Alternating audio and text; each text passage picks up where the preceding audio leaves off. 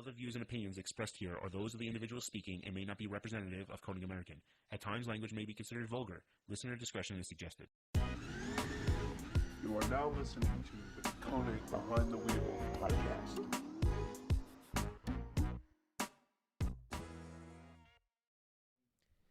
What's going on? Welcome back to another episode of the Behind the Wheel podcast thing. You know, we do it on Wednesdays, and I'm Scott from Konig, and with me is the butt of all jokes, Jared. That's me. There's your intro. Let's see. Shout out to everybody that came out to FD, New Jersey. It was cool meeting some of you in person and hanging out with you for a few minutes. I know there were some good conversations. Jared told me about them. I don't know if I was there for most of them. But how about that 10 flying away? If you did not see this, this is a really good Instagram story. You should check out our feed. 100% my boy here, he goes to FD. Now, I've set up hundreds of shows over the past 16 years. Jared goes to one show. And when he gets there, in the first 20 minutes, the tent, Captain Commander over here sends the tent into flight. It orbits around for just a little bit, and then what? Oh, show. Oh, yeah. Will it see? This is our boy Jared. I don't know if you can't see it. The tent not only hovered, but then it took off into space where it got stuck 30 feet up in the air on the main power lines. On the main power lines. I'll give him back his phone. Yeah, please. That's fair. Yeah. Well, 15 minutes. Captain Commander over here sent it up to space. Listen, it was a great marketing plan. It was there for 3 hours. Everybody was posting about it. And just like that, the Lord up above sent it back to Earth. Anyhow, yeah, let's get on to the podcast. Yeah, let's do that. So I'm before I even put on these headphones, because that's the one part I don't like. I'm super pumped about this podcast because we started working with Christina. You know what? Let's bring her in. There's no reason. Okay. With me is a very cool racer, Christina LAM. Welcome. Hey guys, thank you so much for taking the time to have me on the podcast. I'm super excited to do this with you guys. Well, I appreciate that you're thanking us, but we really should be thanking you because we don't bring a lot of value here. So this really is more for us. I can't send a tent up into space and hanging on a power line for a couple hours. So sounds like if you need me to send him to any one of your events, I'm happy to do it. We'll have to bring him in for the next one. Yeah, like if you have anybody that needs to send anything into space, this guy can do it without any preparation. But, it's an interesting thing. First off, I feel like your resume is really long and maybe difficult to list. Co-owner of Hi-Speed Motorsports. Yeah, so I'm the co-owner of the race team, which we started this year. Yeah. And I'm super pumped about that. We have a bunch of cars on the team, and two of them are factory race cars from HPD. One is a TCA Civic Si. The other is a TC Type R. I was really excited to get behind the wheel of that last weekend. First time in that car, and it is quick. It is a riot. So I'm really pumped to bring two brand new cars to our shop. We've been predominantly a BMW shop since the start, so this is a little bit of a turn. We just want to have a different offering for our customers and help them be able to take the step to the next level. Well, the good news is going from BMW to Honda is like a walk in the park. It's when you go the other way that really sucks. True. So, in addition to that, you're a road race instructor. You're a racer in multiple series, not just one. And you also have a regular day job, don't you? Yeah. So the question that I think I have is, when do you sleep? So that's funny you ask, because I actually really love sleep and I prioritize it over just about everything. So most nights I do get 7 to 8 hours of sleep. Wow. This means that I am pretty much on and functioning the minute I wake up. I am doing something before I go to my day job. I'm answering emails, helping clients, coaching customers. And, I took a break to test with you guys for lunch. And after work, and, it just doesn't stop. A lot of times I'm headed straight to the track. It doesn't stop. I think a lot of people don't realize that I do all of it. They think I do one piece and that's my full-time job, whether it's full-time instructing, full-time running the race team, or I think most of my friends just assume I don't have a day job anymore. But yeah, I mean, it definitely keeps me busy, but I like to do it all. Do people think that you have a clone? Yes. There are friends who live very close by to me, and they're like, well, we haven't seen you actually in your home area for several years now, but every time we see you, you're at a racetrack. So they just kind of assume I'm on the road now.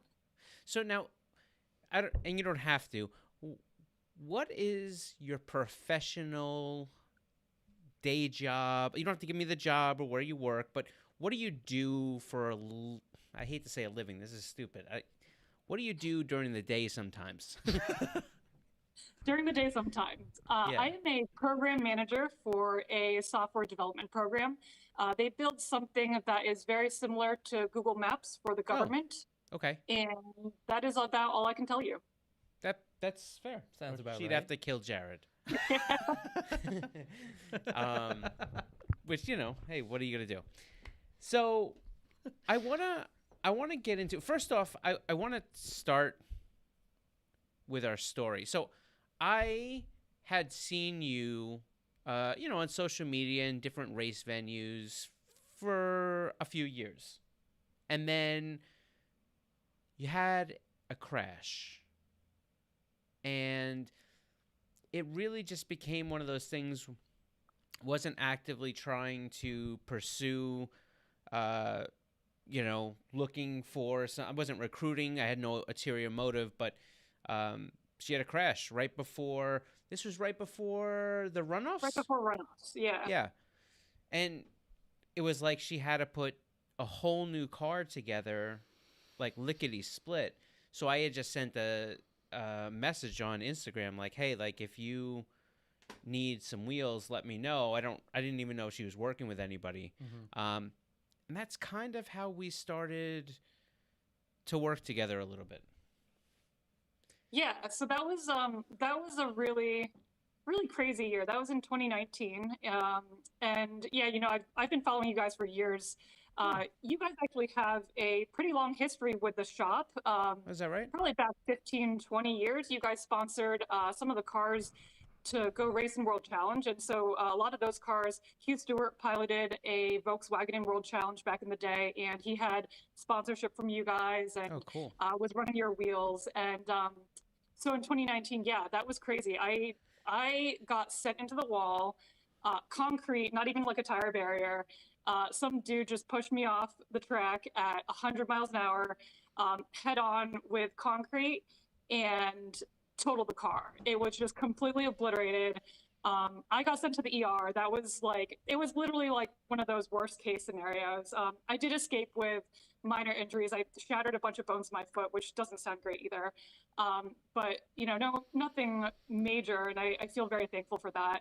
The car was absolutely obliterated, and I just remember like sitting there in the ER, and I had snapped a picture of the car as the ambulance passed the car, and I was like, oh crap. I was like, I basically need all these panels, and I started like texting people. I was like, hey, I need a hood, I need like the whole front end, I need this whole driver's side. And like I don't think I realized how bad the car was. Yeah. Getting sent just straight into the concrete.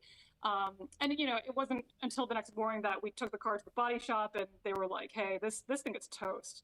Like, we can fix this, but it's not really going to be straight again. We can make it fast, but you might be better off just starting over. And so I was like, all right, cool, no big deal. I was like, I can do this.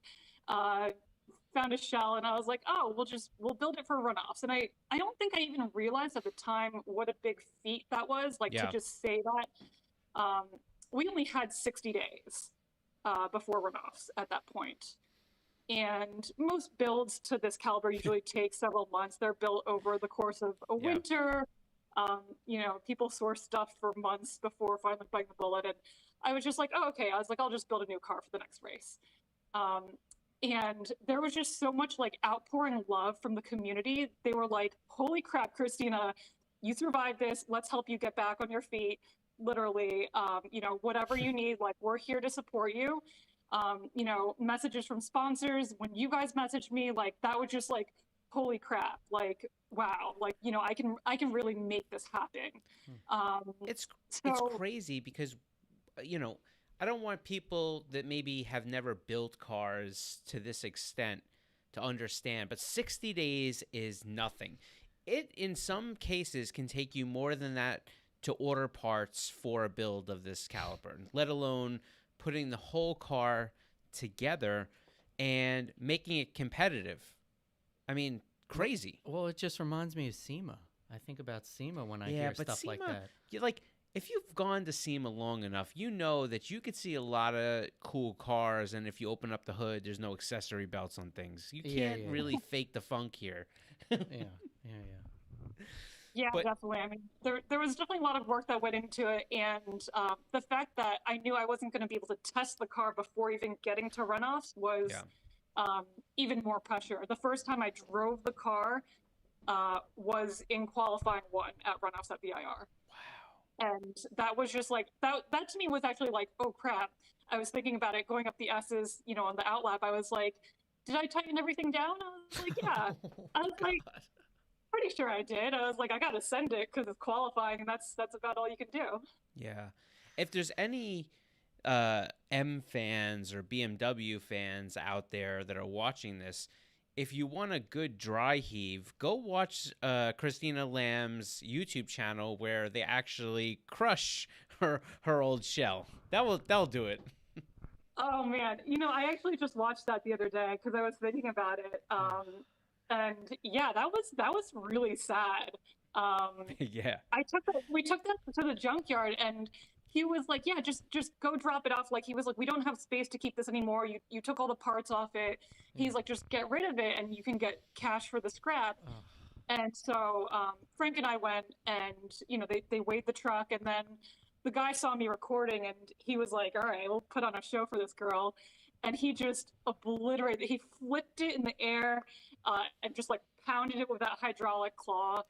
I got $34 for that car. Oh god. Yeah. That was the kicker of that video. $34. So, man, yeah, that was almost painful. got you enough gas to make it back to the shop. Oh man, good times. So are the shop is in Connecticut? Are you still? Yep. Are you in Connecticut, or you're based out of closer to work, right? Yeah, so I'm in Virginia, although these days I think I'm probably in Connecticut more than I'm in Connecticut basically every weekend, whether that's to work on cars, to get stuff ready for racing, or just be at the track for clients. We have been out just about every single weekend this year. So it's been really tiring. I finally had a weekend off this past weekend, and I just like laid around. It was the most amazing thing ever. Yeah. But I mean, once race season starts, you know what it's like, guys. Like, you guys are at shows all the time. We're at the track all the time. We're supporting stuff. So my phone actually thinks that I live in Connecticut at this time. Like, you know how like your phone like kind of tracks you. It's like, okay, you know, it's only however long to go home. Whenever I leave work, sometimes it's like, oh yeah, it's 6 hours to get home to Connecticut, and I'm like, oh, I don't actually live there. Yeah, it's got to be one of those. So what do? Do you fly in, or you just drive up for the weekend? So I will drive up, or more recently, I usually take the train. So back in 2019, when I was building that car, I was at work 7 a.m. Monday through 5 or 6 p.m. Thursday, and I'd work really, really long hours to get everything done. I'd take Friday off. I would leave Thursday evening from Washington, D.C., take the train up. I would still be working on the train. I would get to the shop by close to midnight, work until probably 3 a.m., work all weekend long until Sunday. I would take the 1 a.m. train back to D.C. It was an overnight train. and it would get me back to my desk by 7 a.m. And that's what I did for the 60 days. In order to make sure I had enough time to build all of my stuff and also stay employed. I'm tired. That makes me extremely nauseous. It makes you nauseous. It makes me really tired. Like, could I just Just leave hearing now about and it. take a nap? And I like, especially like when we're just starting to get back to flying, but a lot of times, like, I'll go to California once a month or whatever it may be, and when I'm out there, like, I'll come to work during the day, work all day, take a night flight to California, get into California, our 2 a.m., work there, and then take a red eye home at night and come right Oh, to that the sounds office and brutal. work a day. And that's exhausting, but I only have to do that here and there. This was 60 days of that. Doesn't Yeah, I really mean, sound No. fun. once you get your, it wasn't bad. We had a lot of good laughs, and we had fun with the build. Of course, we ran into all sorts of issues, but I think being surrounded by friends during that time was really important. And everyone, like I said, just kind of pitched in and helped, whether it was car parts or some of their time. Or anything they could do, just having people there and having people help during that build just meant the world to me. We talked about some of the things that you're doing now. Interesting enough, Jared brought this up to me, and we were talking about this morning. Because And- I pay attention and I do research. He doesn't just send So- stuff to outer space. No, he doesn't just destroy all our tents in the first 15 minutes of every event. Sometimes he actually does some work. So basically, he was telling me that you got hooked on racing from going through Nürburgring. That's correct. So tell me that. I need to know that. This is an interesting story. Like I think a lot of people are surprised by this. So I grew up in a very traditional family. They focused a lot on academics, no surprise. And my parents were very, very traditional. They were not into cars. They still don't understand why I'm into cars. Right. And I graduated college and I was like, I want this BMW. And I got an E90 and it was this cool car. It was really pretty. I knew absolutely nothing about it.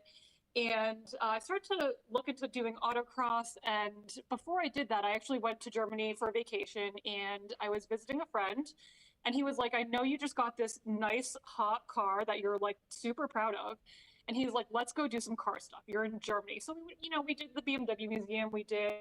He was like, you can drive my Touareg on the Autobahn and take it to whatever you want to take it to. Right. And then he was like, you know what, let's go do the Nürburgring, because how many times are you in Germany? And people make dedicated trips for this. So I was like, okay, cool. I was like, I don't really know a whole lot about it. Yeah. And so we got there. We rented from this company called Rent for Ring. I think they're still around. And it was a Suzuki Swift race car. It was all decked out. It was caged. It had like Toyos on it, seats, harnesses, and everything. And I was like, oh, damn, this is pretty serious. And I was like, oh, I don't know how to drive manual. So I didn't want to admit this to my friend because he was like all hyped. He was like, this is going to be so cool. Like, you're into cars. And I didn't want to be like, oh, by the way, like, I need an automatic car because I don't know how to drive manual. So I whipped out YouTube and I got a crash course. And I was like, I don't understand how this works, but I'm going to memorize the process. And so I memorized the process. I didn't understand why we needed to do all this. I memorized the process of the clutch and the shifting. I was like, this doesn't make any sense to me. But I was like, I got the process down. I was like, let's go do this. I did not stall the car, believe it or not.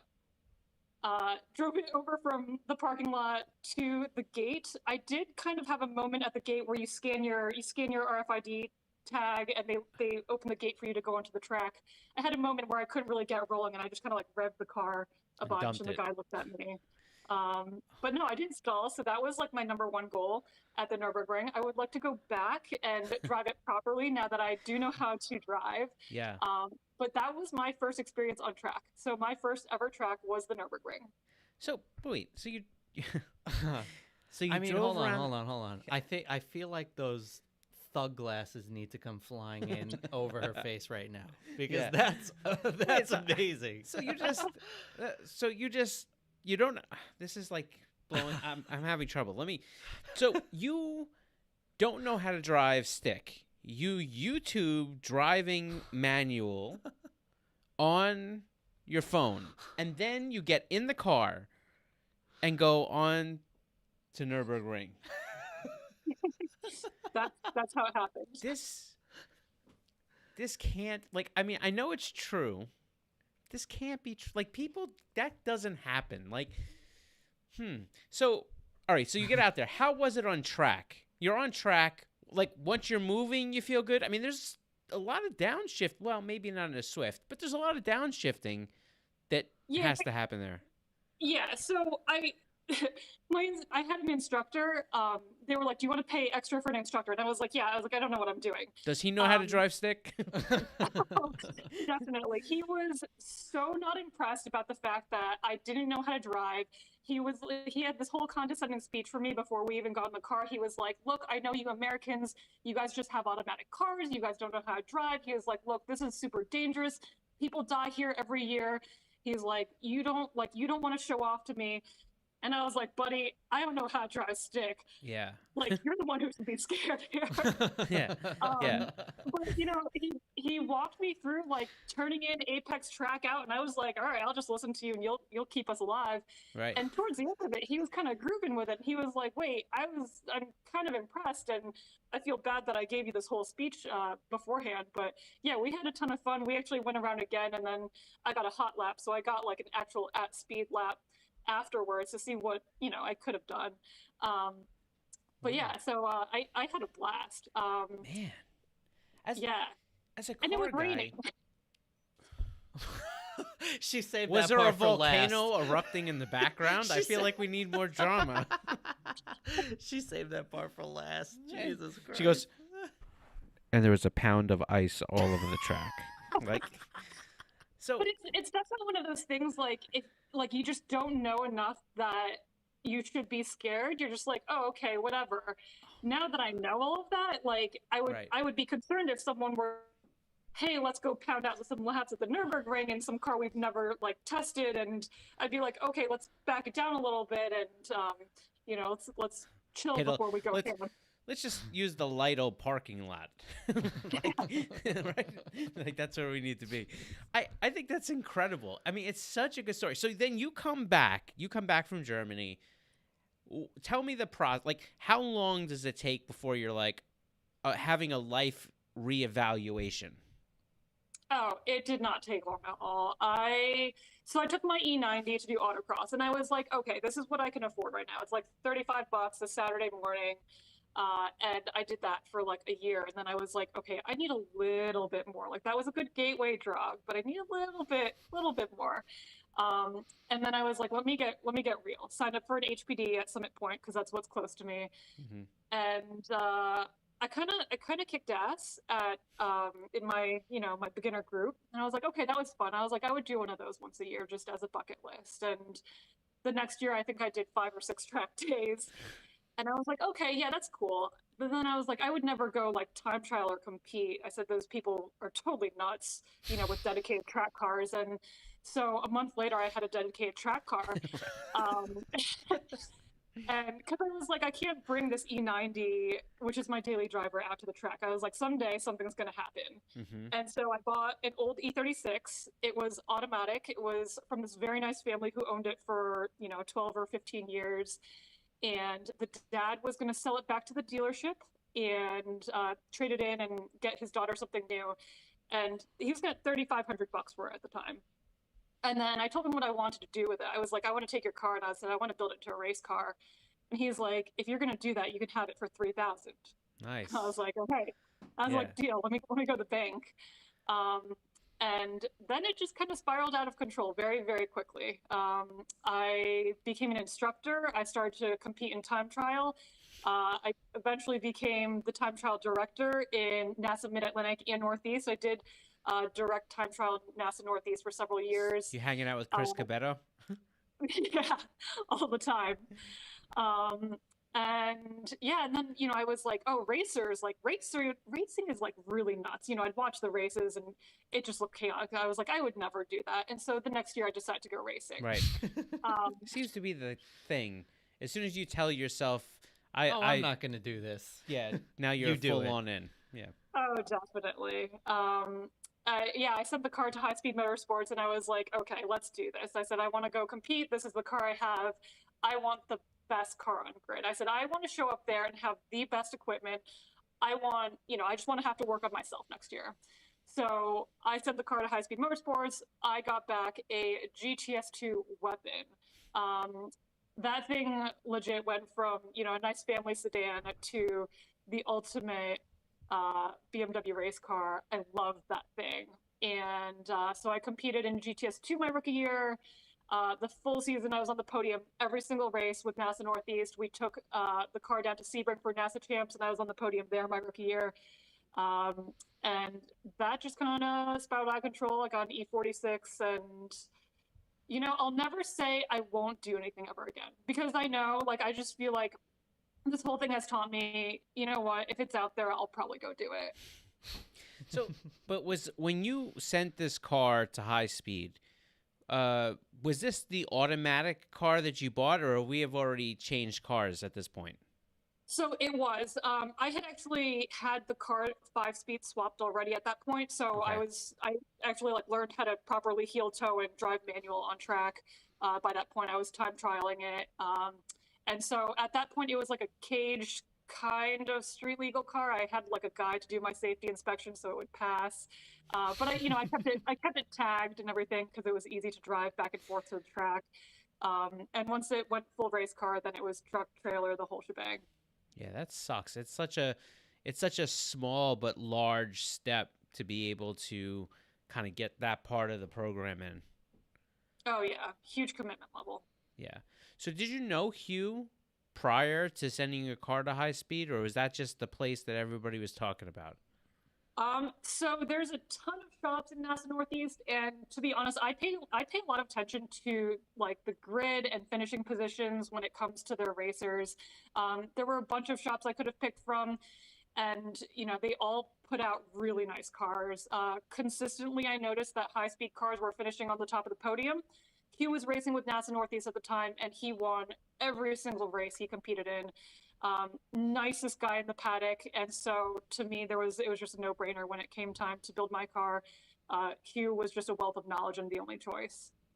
Man, it's got to be completely I don't want to say full circle, but such a big jump to go from somebody who's paying somebody to build a car for them to somebody who's now essentially, in a good aspect, a partner, right? You guys really have gone the gauntlet in the relationship. Well, yeah, I mean, I had Hugh coaching me a ton the first year, and I joke with him. I tell him I sent him through hell that first year, coaching me through my rookie year. But yeah, I mean, we have definitely come full circle, and it's been crazy. I never would have expected 4 years ago, my rookie year of racing, that, hey, I would be co-owner of the race team now and helping with a lot of aspects of that. It's crazy. It's such a big jump to make in 4 years. That's a lot of progression to make in 4 years. Oh, yeah. Man. So wild, man. So what are the plans for this year? What are we doing this year? I know that you give me the whole rundown, because there's a kind of weird time. We're coming out of the whole COVID thing. Things are opened up. We're ready to go racing again. What's the plan for you racing this year? Racing this year, I have a ton of racing. I've done a ton of racing. So as you guys know, we added 2 cars to our fleet, the TCA Civic Si and the TC Type R. Both of these are HPD factory race cars. And so in addition to racing, we're supporting customers in these cars. We had it rented out for a customer for comp school. He didn't, his car wasn't quite ready yet. There was a lot of back order on his parts due to COVID. And so he was still like, hey, we want to, I still want to race. And I was like, cool, we can support you. Let's put you in a factory race car. Let's get you on grid. Let's get you licensed. That way, once your car is ready to go, you're ready to hit the ground running.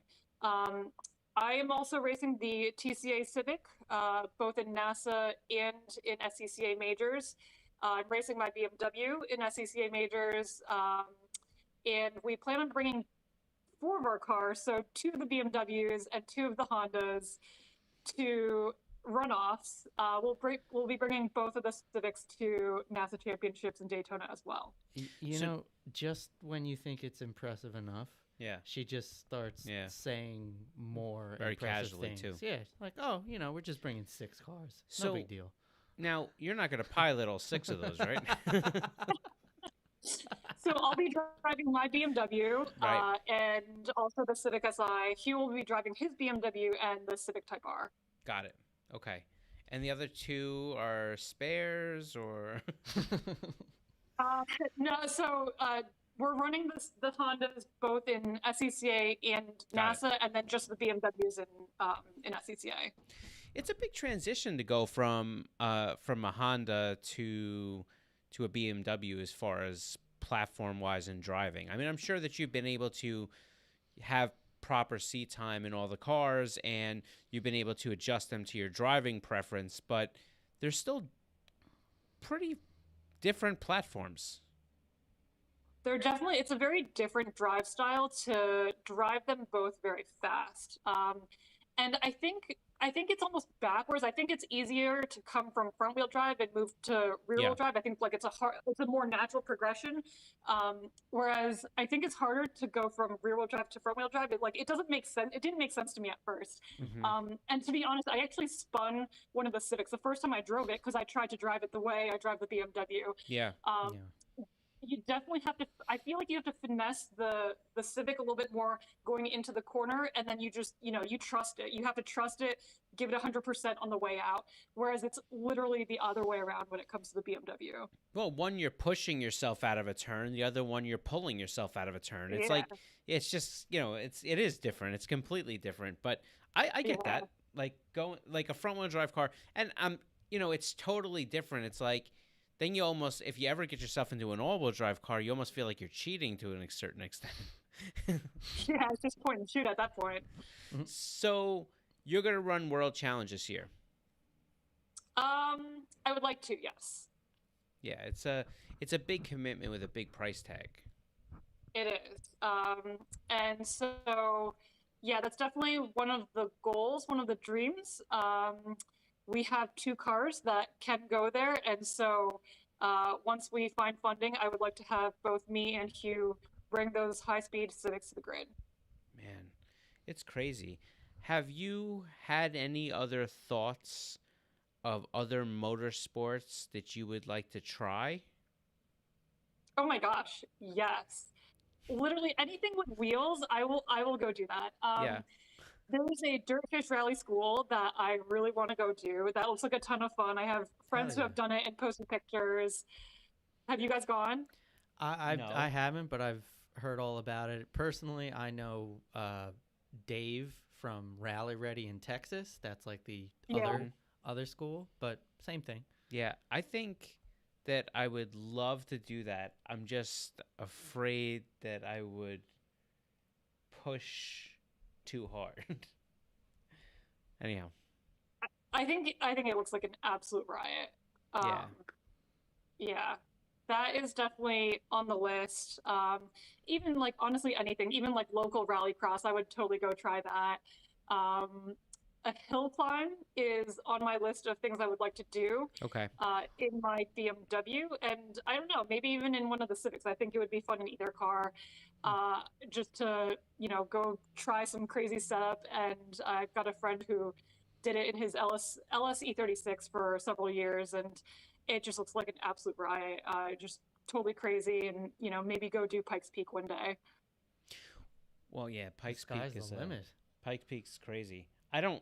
I think the thing that scares me the most about Pikes Peak is the fact that once you get up to a certain level, you can't breathe anymore. Yeah, You have to have your own oxygen system in the car. So, tell me, what do these race cars look like, modification-wise? What kind of power are we making? What kind of things have we done to the car? I'm not talking about suspension, cage. We know all that stuff, but meat and potatoes, power-wise, where are we at? Yeah, so the TCA Civic Si is sitting around 200 horsepower. It's a pretty stock tune. It's got a restrictor plate in it due to SCCA rules. and I think it weighed in at around 3,100 pounds. We did have some ballast in it to comply with ST5 rules at Watkins Glen. It's a pretty cool car. It fits really well into ST5 or into STU with SCCA. It's very much a street car with a cage in it. So if you have driven like just a street SI, it's very, very similar. The Type R is very cool. We put that on the dyno. It came to us with 1 mile on the odometer 2 weeks ago. And so we put on the dyno to break it in before we took it racing. And it does 300 to the wheels. We didn't change the tune. That's just what it came with. We can change it. It can be tuned up to 340 to the wheels, which is a pretty good amount. And it went across scales at around 3,000 pounds. There's weight we can take out of it depending on the class we want to run, but I think we have to ballast up a little bit for World Challenge and for SCCA, so that's about where it sits.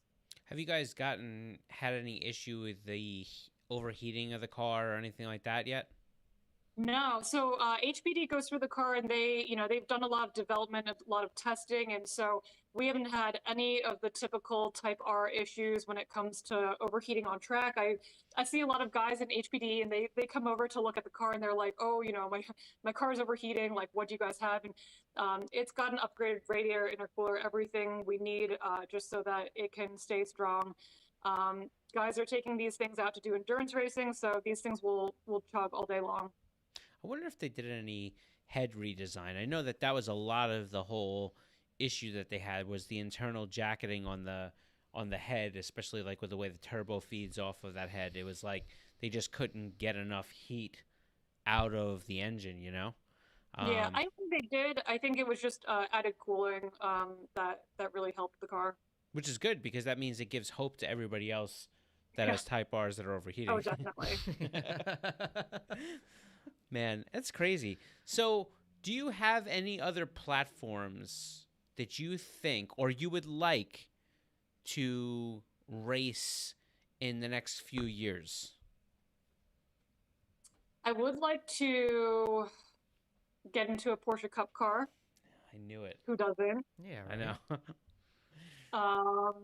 And, within the Honda HPD family, probably an NSX eventually one day. I think those things are just so cool. And again, who wouldn't want to drive one of them? Yeah, they're probably pretty awesome. Yeah. I've never driven in one. Neither have I. Have you gotten in one yet? I'd like a street car. Yeah. But yeah. They look cool. I mean, they also look to me like very complicated arms, Oh, yeah. Man, I saw the regenerative braking on that thing, and it gave me the heaves. I didn't know what to do with it. So, I don't know. So, let's see, before do you have anything else? Because I don't want to end and you're like, oh, I wanted to talk about this stuff. No, I mean, the only other real note that I had was like, when I was doing my research, I realized like, okay, you're the high-speed, co-owner, racer, instructor, like, what's next? What's next? That's a good question. Probably focusing more on growing the Honda side of the business. And, if I need to take a step back from driving as much, that's fine. I like to grow that aspect and add maybe a couple more cars to that fleet. That's probably my big goal in the next couple of years is to grow that side of the business. Yeah. That's crazy. It's like there's so many good platforms that have started to come back around. And it's interesting to see people pick and choose what platforms they want. I mean, it's interesting that you go, I mean, I obviously know the affiliation with Honda, but it's interesting to go polar opposite, BMW. It's not another Euro platform. It's like Honda, just separate. Yeah, well, he's got a lot of history with front-wheel drive. Right. He was actually in one of the factory Dodge programs in World Challenge back in the day, and he also raced the Jet in World Challenge. So he's been a wealth of knowledge when it comes to these cars, and he's been really pleased with the development that that front-wheel drive has had in the past couple of years. He was kind of dreading some of the aspects of it, but he said, they did a really nice job with the cars, and they handle beautifully. That's awesome. Make sure before we get off this thing, tell everybody where they can find you. I mean, I want the Instagram. Let's give them the shop email. I mean the shop website. I want it all. Let's give it all. All right. So the website is Highspeed Motorsports, Hi-Speed Motorsports. Instagram, YouTube, it's all there. The email is info@highspeedmotorsports.com. My website is Christina LAM Racing. And I think on all of my social, I am Christina Y LAM. That makes sense. There you go. Easy enough. I got to tell you, like, I've heard in this industry, it's rare to hear so much positive about certain people. And, we have a lot of mutual friends, whether it be Chris or, even like the other day, I was speaking to David Wallens from Grassroots, and nobody has anything but the nicest things to say about you. And that's so incredible, because for a lot of people coming into racing, it's super intimidating, Oh, totally. And to be able to link up with either an instructor or message somebody or try to look for somebody that, you can follow that, is going to have no ulterior motive other than just the fact that they enjoy that you have the same passion they do. So yeah, that's I agree. I think it's hard to find people like that, and when you do, stick with them. They're your family. And I'll say, when I started in the sport, there were so many people who helped me get where I am today. I would not be here without those friends, those family, and just, it was the little things. It was when I first started, people held my hand. They were like, hey, here, this is what you want to do. This is how I can help you. And, it's nice to now be in a spot where I can return that same favor and help new people coming in, or help, have someone shave 5 seconds off their lap time. We did that at Jersey the other weekend, and it was like a ton of fun to just like see people's faces like light up. Because racing is supposed to be fun, right? Like, we're here for the joy of it. We're all here because we love it. And if you're not having fun, you got to reevaluate who you have around you and why you're doing it. Hugh always says to me before every race, have fun. And that's what I always keep in the back of my head. And that's what we aim to do every weekend. No, that's absolutely amazing. I don't think we could have ended with a better line, right? No, not at all. I think that's that was awesome. Great. I appreciate you taking your lunch hour to do a podcast. Anytime, man. Thanks for having me. I really appreciate it. Oh, absolutely. Let's see. I want to see if there's any comments here. Let's just see. Yeah, I was looking through them real quick. Yeah. I mean, Joshua Collins agreeing with, kind of the fact that, like, just jumping in the deep end. I don't know. He's just saying, I get what you mean. Yeah, suffering from a mental condition. I mean, these are all positive comments. I know they sound negative, but well, because you're not reading the whole thing.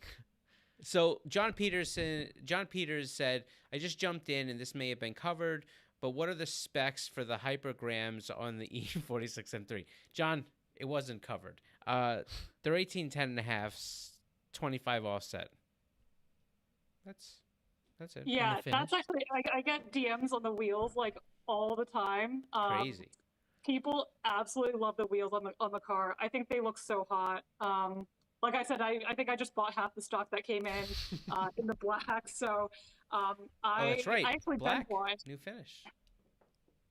Yeah, there you go. I actually bent one at a race like 2 weeks ago. I got into somebody's door and I bent the outer lip. So I've got a set of black ones coming for my car. But yeah, I love the wheels.